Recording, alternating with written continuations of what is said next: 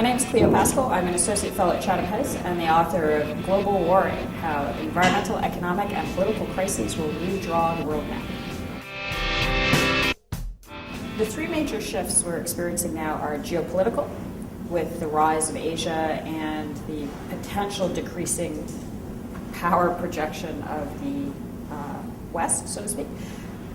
Geoeconomic, with the financial crisis, which is dovetailing with the geopolitical and again giving more prominence to Asia and decreasing the power projection of the West.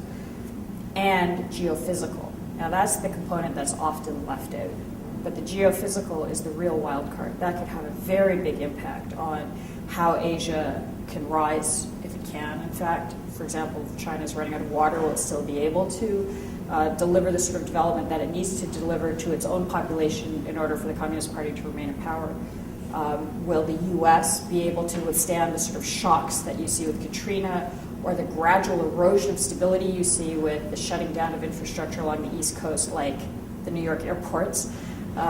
So it's a really important wild card that could have a very big impact on the other two geos, the geopolitical and the geoeconomic.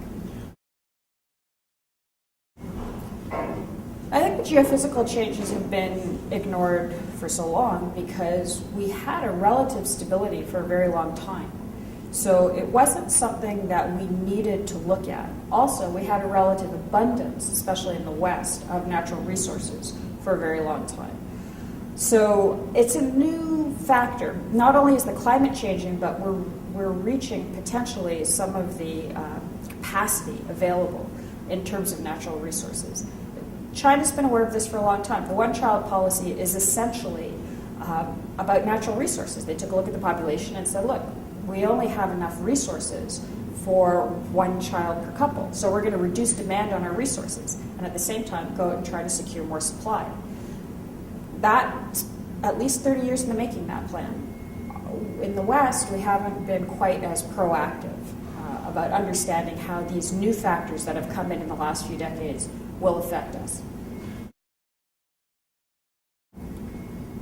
We have a lot of control over the geophysical changes because the climate change problem is entrenched and extremely difficult.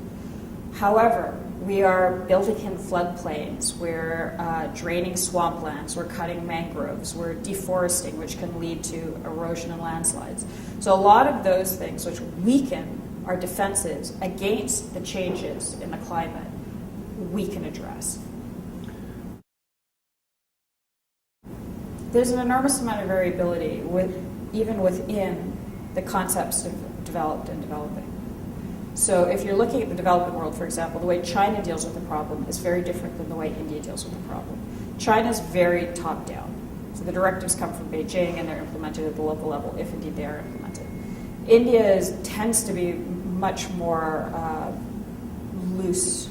So you might get state policy, you might get grassroots organizations, but the top-down policy doesn't really work in terms of implementing policies that will proactively defend against these sorts of environmental issues.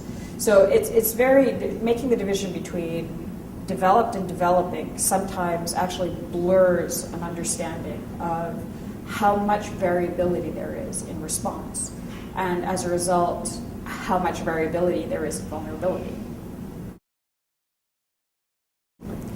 In terms of environmental change, what the international policy community has to do is start to incorporate environmental change into its thinking and its assessment on critical issues.